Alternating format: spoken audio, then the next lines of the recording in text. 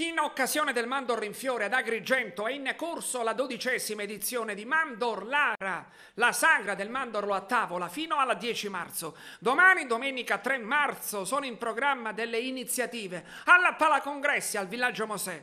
Ascoltiamo in proposito il presidente del consorzio turistico Valle dei Templi, Emanuele Farrugia, e poi Silvia La Rosa, addetta alle pubbliche relazioni della Scuola dei Mestieri Euroform.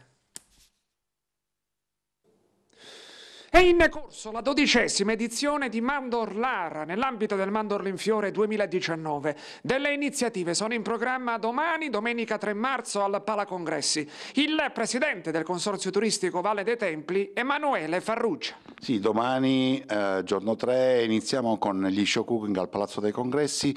Avremo tutta una sezione dedicata all'enogastronomia, per cui faremo show cooking sia di dolci sia di ristorazione con i nostri ristoratori associati al Consorzio Turistico Valle dei Templi, ma l'iniziativa è già iniziata dal 20 di febbraio, dove 12 ristoranti stanno proponendo dei piatti a base di mandorla in tutta la provincia, da Agrigento a Campobello di Licata a Grotte e in altri ristoranti, dove c'è un menù specifico a base di mandorla.